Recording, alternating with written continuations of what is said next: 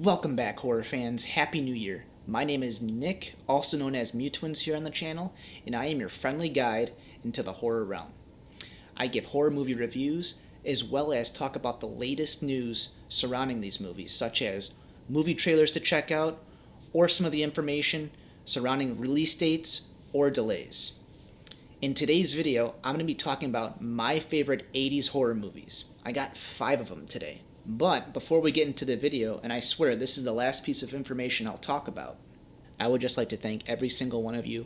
Some of you may have been here from the start, some of you maybe have just gotten here, but all of you are here supporting my growth on this channel and platform, and I cannot thank you enough. All your support means so much to me. I appreciate every single one of you for being here and supporting the channel and supporting me making videos on this channel. Let's get this video going and let's see what we got in store for us today. The first video on the list is Halloween 2.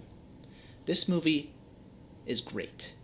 It starts off where the first movie ended, and the transition for that is done perfectly. Whereas other movies trying to make a sequel based off the first movie or even information off the first movie tend to butcher it in some way, shape, or form. But this movie has a great transition, but also goes deeper into Haddonfield and explores a little bit more.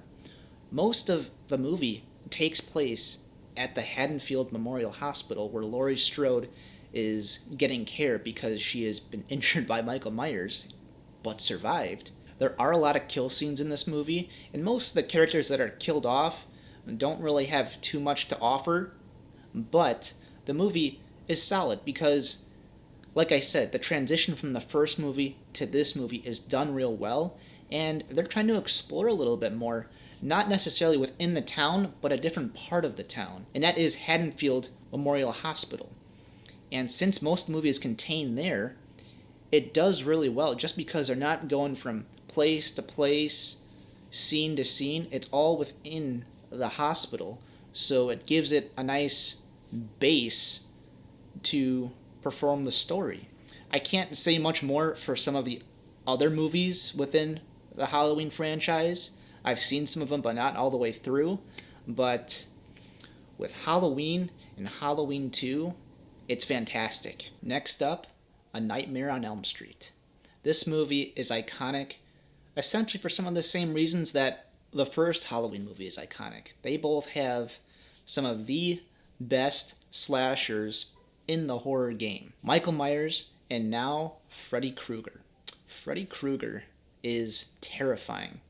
I didn't grow up in the 80s, but if I was a kid growing up in the 80s and watching this movie, I'd be scared of Nightmare on Elm Street. Freddy Krueger taunts and kills people in their dreams. That's terrifying.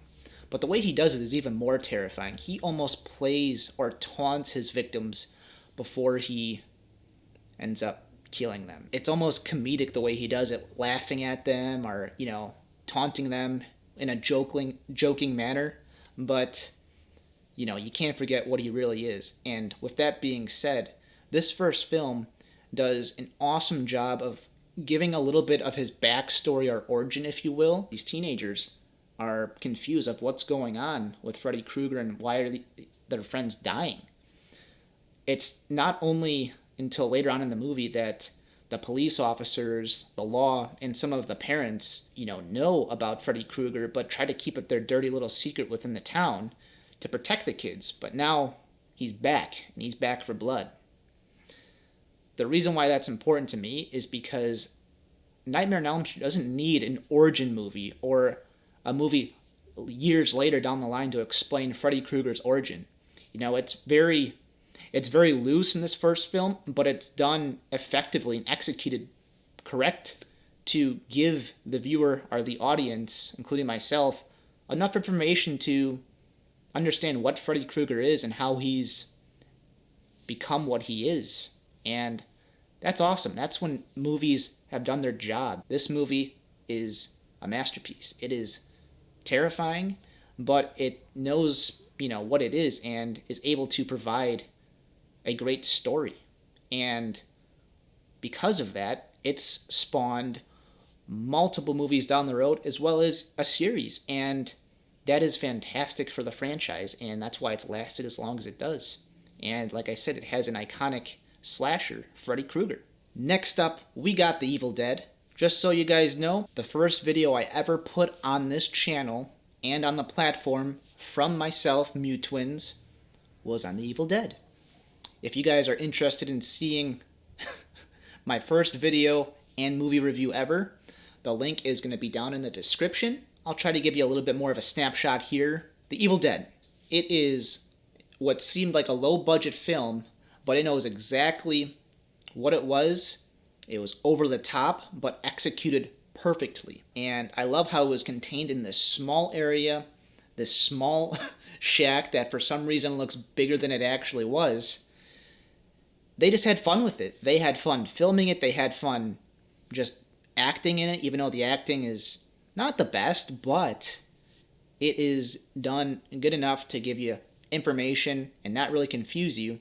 The Evil Dead is awesome. Ash is a hero in this movie, and I love The Evil Dead 2 just because it's almost a better version of the first film.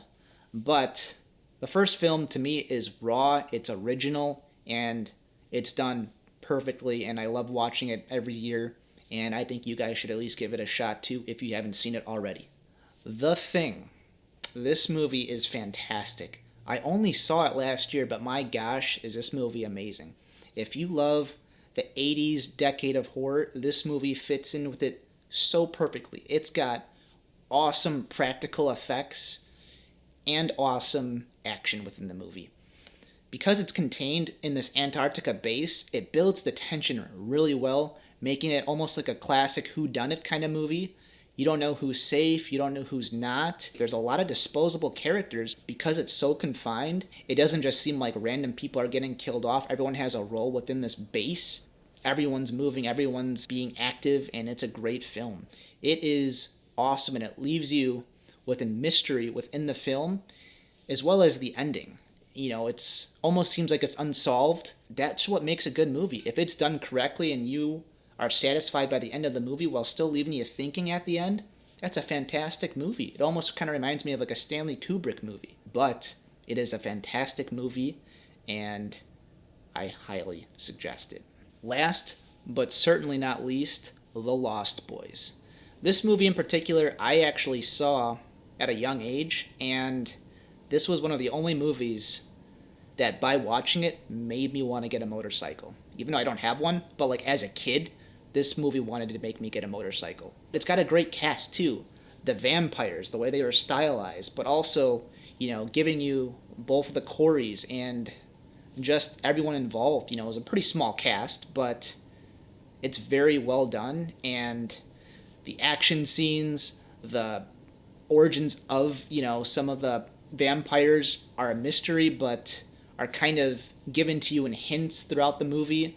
But just how the initiation of Michael becoming a vampire and becoming part of this gang of like vampires within this California town, very cool.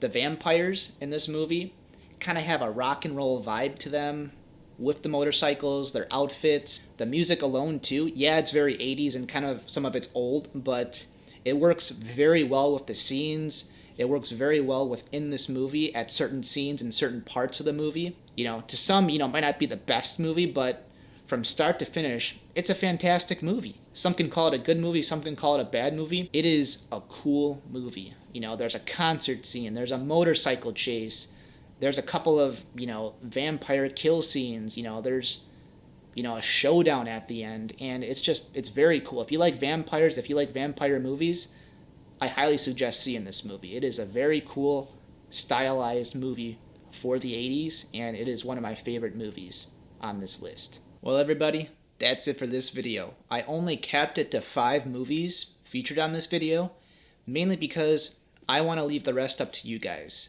I want you guys to let me know in the comments if there was a video in the video, if there was a movie in the video that you guys liked. I want to know in your comments what your favorite one was. Or if there was a video that I did not include, let me know in the comments. I know I left some out, but that's because I want to potentially do a part 2 to this video, or do more videos in the future for this decade of horror, 80s. With that being said, you guys have a great day and Happy New Year.